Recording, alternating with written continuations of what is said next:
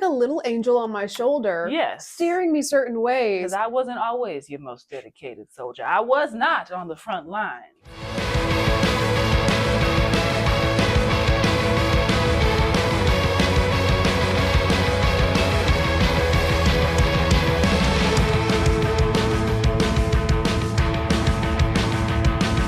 Hey, I'm Alex. And I'm Faiven. And welcome to Let's Talk About It. If you haven't already, please subscribe to our channel and like this video. Also, we want to hear from you, so comment below during the video. Today we are talking about being spiritual versus being religious, and how does that matter in a relationship? There is definitely a through line, kind of similar, kind of different, but let's talk about it. But first, rapid fire. Do you believe in manifestation? Yes. Are you saved, or is God still working on you? I'm pausing because I did get baptized when I was a kid, but I don't know if I did it because of the right reason, so I might need to get re-dipped as an adult. So both. I also got baptized as a kid, and I'm like, Jesus didn't get baptized till his 30s. Did it count? Right? If a kid asked you right now, where did we all come from? What would you say? I would say God. Okay. Do you ever ponder the meaning of life? I used to, and now I don't have space for all those whys. We're here, I'm here, let's make the best of it. How important is spirituality in a partner? I need someone to know that there is a world outside of themselves. I like that. Are you able to successfully separate the message from the messenger? Not always. You mean if your pastor outside smashing everybody in the congregation? Has your view of religion or spirituality changed over time? Yes, I was not religious or spiritual for most of my life. And then actually kind of recently, I've been more tapped into the divine. In your opinion, how does religion, astrology, and general science relate to each other? I think they all seek to answer a why. How do you cope during hard times? Oh, I try to practice removing myself from the feelings, like the untethered soul, because I'm not my feelings. So mindfulness. I am at peace when I have blank in my life. When I am able to quiet my mind, I am able to find moments of peace. Mind you, I just did 21 Days of Abundance for the second time, which is a 21-day meditation series. So I stay at peace. So you said you believe in manifestation. Yes. But to me, manifestation is sitting down, writing out what you want, kind of working out how to get there. If you have it on paper and you're glancing at it all the time, subconsciously you are working towards it all the time. That's what I think it is. I don't think it's magic. I don't think it's any type of sorcery whatsoever, but I think it is a practice that can get you what you want because you're actually focusing on it. Sometimes things just happen, but at the end of the day, it's hard work that you put into it. That's what manifestation is. I think the difference between manifestation and prayer is who you're giving the credit to at the end. Because when you're praying, you're also, asking God for things. You're calling things to you. You're writing things down that, you see for yourself in your life, and you're thanking God as if you already have them, as opposed to when you are manifesting, it's usually like asking the universe. I am not caught up in the semantics. I find no offense in the terminology that is used. I think sometimes meditation can also be a form of prayer, but I know that some people that are more on the religious side are like, no, prayer is prayer and that's it. We're not manifesting, because maybe they do view it as something that is more of like a sorcery kind of thing. But in my brain, if you're manifesting and you're thanking the universe, God created the universe, so you're still technically thanking him. But I think I also I can believe what I believe and then not dismiss or, discount what you believe. I think that we can still move on and have a friendship and both have a great life. Yeah, I think a lot of the difference is some people were raised in the church. So it is indoctrination, whether you want to call it that or not. Like, I know not all churches are cults and vice versa, but like if you're raised to be a certain way, just like how we were talking earlier about we weren't talking specifically about gender roles, but like being domestic or not. Like, yes, we both fix plates. We both can just inherently, this needs to be done. Laundry, boom. Let's sweep the floor, boom. Do it simultaneously. Like, and we saw that somewhere, so we were just indoctrinated to do that naturally. Like, I'm not fumbling with a dish or measuring cups to put, like, I just know, you know how they say the ancestors let you know when to stop. Exactly. So I like, when it comes to domestic duties, we got that on lock. And like, when it comes to religion, some people, they got that on lock because they grew up literally in a church all the time. So because I wasn't in a church growing up, only because I was baptized, a Catholic faith, but it was in a different language because my father. Yes. So I was sitting in a church listening to a service I did not understand. So it's like, all right, well, I was created. There's a God, the end. And we never got into it. There was not Bibles being whipped out in our house all the time. But in general, the consensus was there's a God. And we just moved on with our life and lived a very secular life. But I also, because I had that background where I'm like, it wasn't forced on me, I was able to just listen and observe and come to my own conclusions about things. And I agree with you with the semantics, like prayer versus meditation or the universe. Like I was saying the universe because I felt fake saying God because I didn't know God. I'm not in the book. Like I can't quote Bible verses, but I believe we were created. But I guess I feel like not a hypocrite. That's the wrong thing. Like, no, I get what you're saying because I am of the belief that you have to expose yourself to other things. And if you find yourself back on that path that you grew up with, then you know you're really about it. But like for me, I think that was why I questioned everything, because it's like, you know, do I only believe in God because I grew up with a family that believed in God? Would I still be believing this if I exposed myself to other religions? You know, am I only doing this because I was told to? And I just also felt fake as a kid because I was going to church and Bible study and Jesus and Me. It was called Jam because that's what my friends were doing. And I didn't want to be ostracized if I didn't go and do those things. You know, I didn't know if I was an atheist or not, but I didn't know if it was even safe to question those things out loud.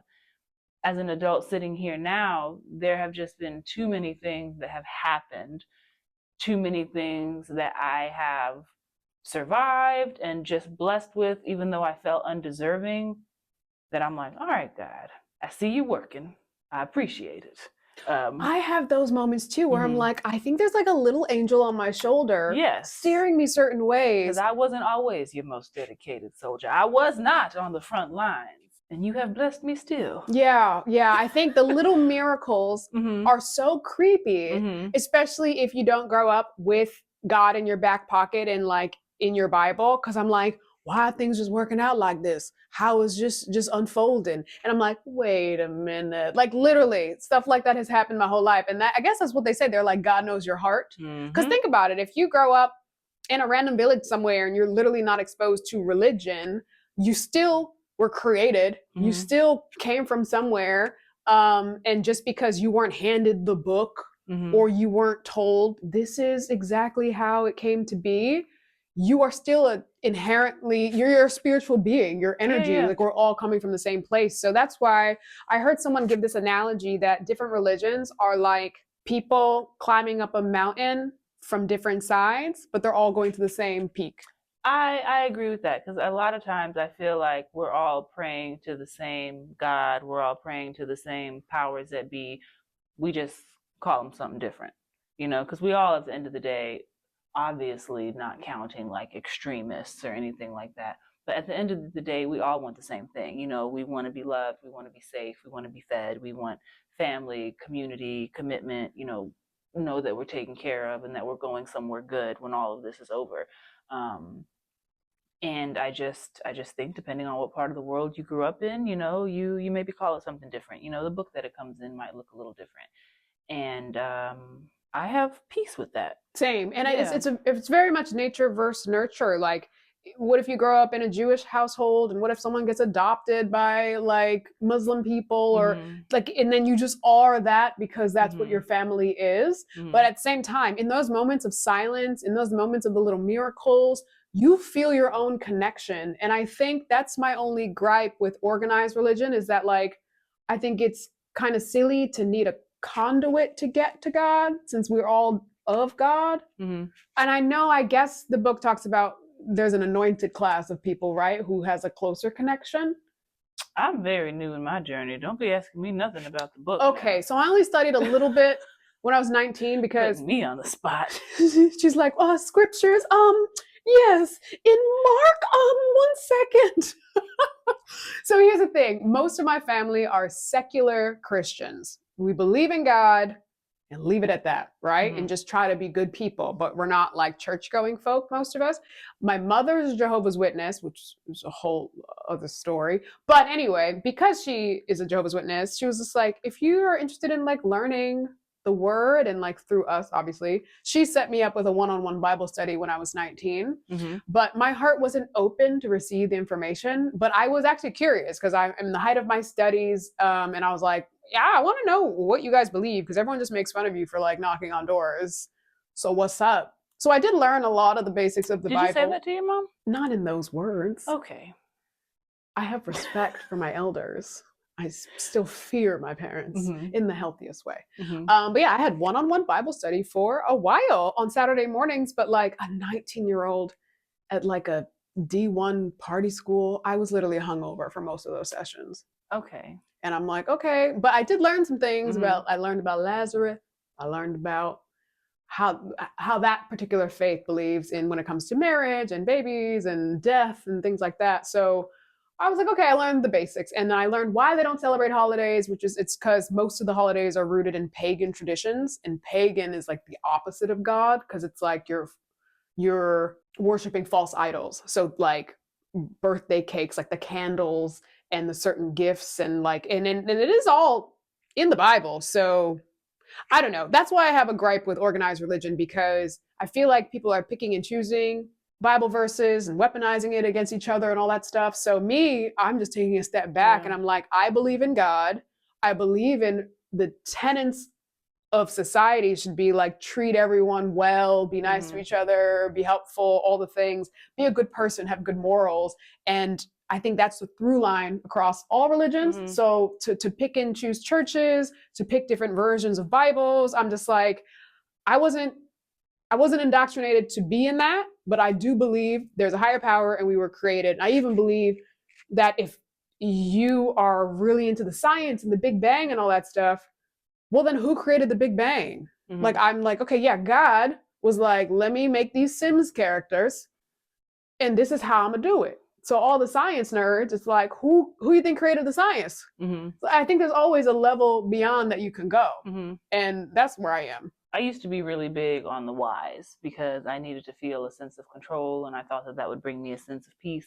And I was like, I am going to die having been no closer to the answers and just looking back and saying, wow, I really wasted all those years of my life going why, instead of just enjoying the here and now. So my goal currently looks more like, you know, being present, enjoying this present moment, and just trusting that whatever I need to know will be revealed to me. You know, I just continue on the path that I'm on, and I trust for things to unfold how they unfold. I do think that, you know, man, you know, can manipulate anything, right? So whether you're attached to a church or not, there's a lot of people that can look at the same verse and get multiple different meanings out of it, you know, some for good, some for evil. But something that has stood out to me recently in terms of being attached to like a church home and a church family is the community element. As an introvert, I don't really seek out community. I'm like, all right, well, this is my husband, this is my kids, these are my sisters, you one of my 3 friends, and I'm like, you know, we Gucci. But then my mom passed away, and there was this whole church that was ready to show up for me. We didn't know what happens at a funeral or the run of events or how to do a home going, and we just had all these people that were like, hey, listen, it's okay. You know, they called us up, they walked us through everything, because you're like a deer in the headlights. You're still so shocked with grief that having to make these decisions in such a short amount of time is like crazy. It's like I need to just only think about how sad I am right now. So having a church family show up for me at a time like that was really helpful. My parents are actually my parents in love are actually both pastors, so they were the ones that married us, and I don't know. I like the community aspect that has come with religion, while also recognizing that this is a complete 180 from old me. Like I have said very many times in my life that God is the biggest comedian, because never in a million years if somebody would have sat me down and said, "Girl, you gonna marry a PK. Both your in-laws are gonna be pastors, and your man is gonna start ministering too. You gonna be volunteering in that church." I would have been like, cut it out. Me, like, you got the wrong girl. But here we are. And I have just naturally felt like my own desire and my own heart like opening up more towards things that I was previously closed off to. So now we're doing like Bible studies together. Like, you know, me and my husband as a family, we're like reading devotionals and doing that in the evening. And I'm very excited. It's like a new chapter that I'm on. And I don't know. I didn't rank like spirituality or religion that high in my relationships when I was in the pursuit of them. I just knew that whoever I ended up with, I did want them to believe in God. Yeah. Is that was that an important factor for you at all, I guess? Yeah, the word atheist feels like so strong in like negative and Mm-hmm. kind of scary. I don't know why, because I guess if you don't have a beacon at all, Mm-hmm. I'm like, what do you How do you cope? Yeah, and then like what is the meaning of your life? You just think everything is dumb, or Mm-hmm. I don't know. I guess I actually haven't met too many atheists either. And I have like doctors and stuff in my family, but you can, like I said, always go one level above. Like you can believe in the science and all the things, and Mm-hmm. like just how magically our body operates with organs and blood pumping and stuff. Like that's literally magically designed. Like Mm-hmm. I don't know. It's just so mind blowing that the moon controls the tides. I'm like, why don't we talk about how crazy everything actually is? The stuff that happens on the bottom of the ocean and those Mm-hmm. fish that make those patterns and the Mm-hmm. complete camouflage that some animals do and just match something. And here we are talking about some Harry Potter and stuff from magic. I'm like, y'all don't see this magic? This earth. You don't see magic. like people grow other people inside their bodies and then it comes out alive. Why aren't we talking about this? That's crazy. That's magic. So if you can't tap in and sit in like the awe and the wonder of everything that's actually around you, I worry for you and I worry for your soul. Yes. I don't think, let me say, that I could be with somebody that didn't have any beliefs, because I just would be too concerned. I know that in my earlier years, you know, I had vices that weren't healthy that just pulled me further down the rabbit hole. My mom, one of the gifts she actually gave me in her passing is, I feel that when somebody can have a life that is going the complete opposite from what they planned, because nobody is out here thinking like, yeah, I'm gonna become terminally ill one day. That's something that can so quickly turn you off from your faith. So like one of the gifts that she gave me in her passing was to still believe in God at the end of her life. I'm like, dang, if she can face death and still be like, I'm not gonna question my faith, then I can't let any like bumps in the road or obstacles that are much smaller than that veer me off my path, you know? Faiven, we weren't supposed to get this deep. Oh, I mean, we talking about I life know, and I God. know.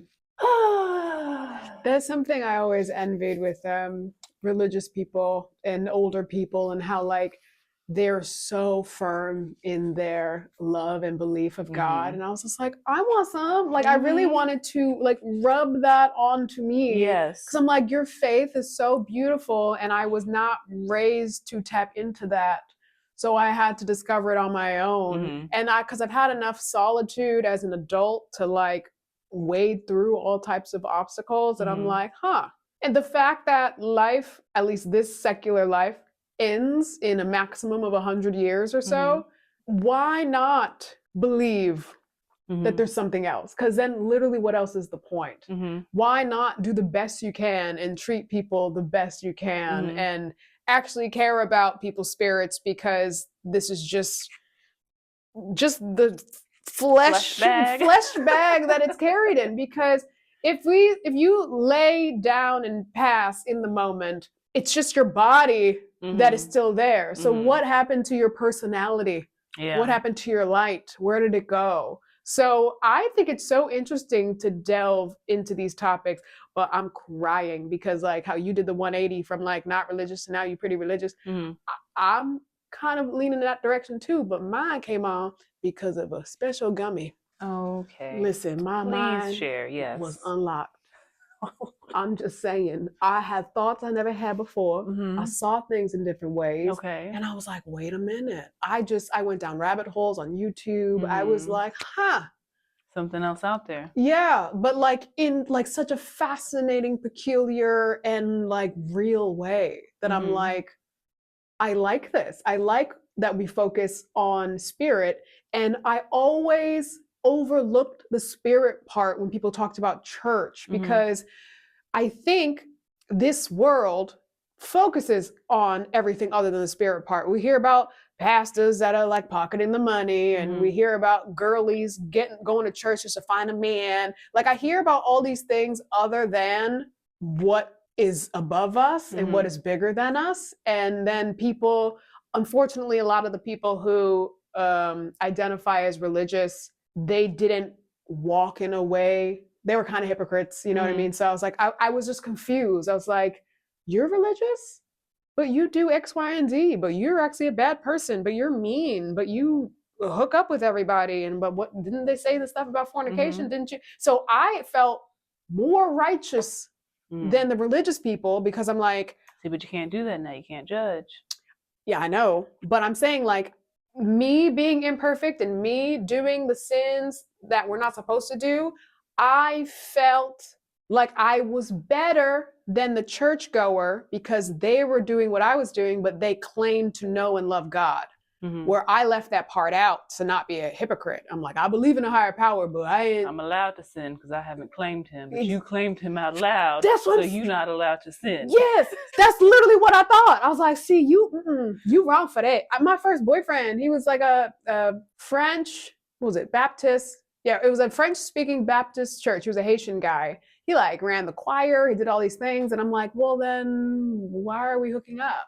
Like, why? I was so confused. I'm like, I've literally gone to church with you and sat there, and I'm like, but then you just come outside and you reckless. I was just very confused, and that also deterred me from God and all of organized religion. So only now in my 30s where I'm able to sit with my own thoughts, with or without a gummy. Good. I'm like, I believe in God. I have to practice saying God, like saying it out of my mouth, because I'm just like, yeah, the universe. Like, I just feel like it's a new relationship, and I'm just like, oh, definitely, hey God, hey God. And then I feel like when people pray, a lot of times it's when you want something. So I feel bad, just be like, hey. But I think all of that is part of it, especially when you are just like new on this journey, and you're like, well, what is this supposed to look like? Like, how formal do we have to be here? Like, all of that is very normal. Like the guilt kept me away for a long time too, and I still don't know scripture. I still can't quote anything, but I'm starting somewhere, and that's really all you can do. And something that at least comforts me is that he knows the sins that we've made, the sins that we are on our way to making, and he still kind of loves us. So I'm like, all right, well, I guess there's nothing I can tell you that you don't already know. Right? I'm like, if you're omnipotent, then like, we good, right? Because you know you can read my brain. I don't know. It's weird, but I mean, to what you were saying earlier, like the closest thing that I can compare that to is like motherhood, right? Yeah, there are things that I had to get out of my system before I became a mother so that I could be a better mother to my kid when I stepped into parenthood.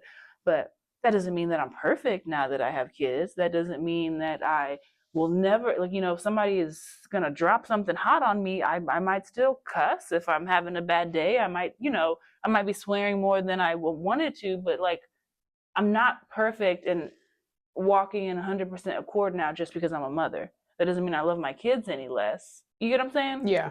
And so I feel like it's kind of like, the same way with God. It's like, yeah, if you do become saved and you give your life to God, even then, if you are, like the perfect Christian, not that that's possible, you still don't get to go back and be like, to, people that aren't there yet or that are on their way, even if you are doing everything right. You just got to keep your eyes forward, worry about yourself, and, just trust that God is working on everybody, and everybody's journey is different. Like your relationship with God is going to be completely different than my relationship with God, and that's okay. For sure. Yeah. But what I do like, so I mean, you're with a spiritual, godly man. Does he say spiritual? Does he use it interchangeably or no? I'll ask him. Yeah. Because he's like of the church, which is great. But I'm like, I think spirituality includes all religions in general. Because literally spirit above, like God encompassed, right? But anyway, spiritual man to me is like very attractive. Somebody who really believes and can pray over you and your family. And it's just like, it's like this part of masculinity that I was like, I like that. Yes, that is so amazing. Standing by your religion and your beliefs, claiming them out loud, and you're like a cool, dope, educated, about your stuff kind of man. Yeah, that's like kind of hot. I mean, definitely. Talk about that. So, is there, in terms of relationships, are you open to meeting a partner that is of any religion?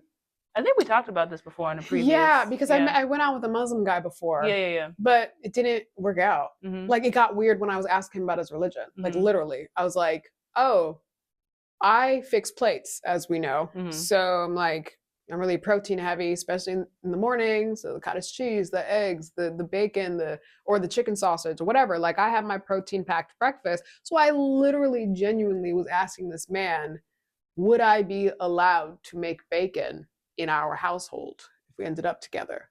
Because we were talking marriage from day one, because he was looking for a wife. And he like laughed. I guess it's a funny thing to ask, but then he kind of laughed and he's like, no, you're not Muslim, so you can eat pork. And I was like, oh. But in my head, again, the domestic person in me, I'm not fixing two plates. Right. We eat the same thing. So I'm like, okay. So you also couldn't date a vegan then? I would have to ask the vegan their rules, because some vegans don't want any meat in their house at all. But so I could fix a plate, and it's like, I'm just not going to put the chicken on yours. Yeah. Doing an entire kitchen clean and disinfect in between meals. Yeah. I mean, that's even worse than not equally yoked. Right. That's like, a deal breaker. That's a compatibility thing. That's very different. But yeah, so the Muslim, I was like, I was only open to it because the Muslim. I was open to it because I didn't know anything, right? And like I haven't pledged a religion, really. Not like a sorority. I mean, it is what it is. It's a group. Because I didn't pick one, right? So it's like, oh, like I can be whatever my husband is. Like, again, if spirituality is all the same and you just believe in a higher power. But like, he was too snarky for me. And I think what really turned me off was when he was like, what are you going to ask me next if our underwear needs to be halal? I'm like, you ain't the one for me. Yeah. Yeah. One thing I appreciate about Joe is that, like, I never felt like any judgment coming from him. He is super supportive and understanding. He was having his own silent prayers, like, Lord, I know you work in mysterious ways, and please work on my wife in your own time, because you always on time. But and it worked, like whenever he hears me talking about God, or being the one to urge him about, hey, we said we're going to do that Bible study, when can we start? He's just like, oh, thank you. He's like, you have no idea. I've never put the pressure on you, but like behind closed doors, like this has always been my silent prayer for like you to grow your relationship with God. But he gave me the space to do that because he never put pressure on me during our dating phase, during our marriage. And I also know that like what I am building with God is independent of my husband, because I'm not doing it at his urging. And I needed that space. If Joe would have put the press on me, then who knows? Maybe it would have repelled me and I would have just withdrew just out of spite or something, So I definitely am grateful for him, even though he's so much further along, just giving me that time and space. Believers also make it very attractive to be a believer, because every time bad things happen, they give it to God in the most graceful way. And sometimes we be just going through it if we don't have a higher power to lean on. Yes, but like I've also had to make it very clear, like if something happens and I hit the floor, like pray over me also, but no, I need acts of service. Like I need CPR, I need mouth to mouth. Yes. I meant like if something goes wrong or something doesn't come through, you've been waiting on something and you get denied or rejected or something, it's like, dang, and like really be down in the dumps. But religious people are like, God has a plan. This is God's will. It's rejection is redirection. Yes. God's putting you on this path, and they genuinely believe it, and then they move on with their life. And I'm like, so I guess I've been just like drawn to it more because I'm like, there's so many attractive parts to thinking this way and living this way that I'm like, why aren't we all doing it? Maybe again, there's too much negativity that's also being presented with the positivity, and I'm like, oh, they're outweighing each other sometimes. But I'm like, at the end of the day, it's an individual journey. Yeah. And you should not push it onto somebody. You can't, it's like, think about it. Your brain is your own. No one will ever be inside your thoughts. You can say whatever you want, but no one will actually know your heart and your mind besides a higher power, you know? So it literally is between you and yourself only. And even with my mom, like before she eats, she'd be praying to herself. I'm like, girl, you don't want to pray over me? You can't pray out loud? Like, I want some. Give me some. Because like, I feel like that's the magic. Oh, for sure. I definitely think that part of what has gotten me here is that even when I wasn't believing or as, you know, committed as I would have liked to be, that other people's prayers were covering me. And I am so grateful for that. And, you know, I do have my angel now because I got my mama and her prayers are covering me. And one thing that I'm really happy about is that she always wished for her daughters that like we had solid relationships with like, you know, God-fearing partners. And, you know, she wanted us to know God. So I'm like, she got what she asked for. She got to meet my husband. He's a man of God. And, you know, I think she has peace with that. Yay. Well, God is still working on us both, it sounds like. Yes. But we believe. Yeah. We're different points, and we came at it from different angles. Yes, no shame, no judgment. Right. But like, atheism is not a thing in this room. And it feels so powerful to know that we were created. And it's like the mystical vibes of not knowing everything is actually exciting. You just got to reframe things. So we want to hear from you. Are you more spiritual or religious, and how has that changed over time? Yes, let us know in the comments below, and be sure to like and subscribe and follow us on Instagram and on TikTok. See you later. Bye.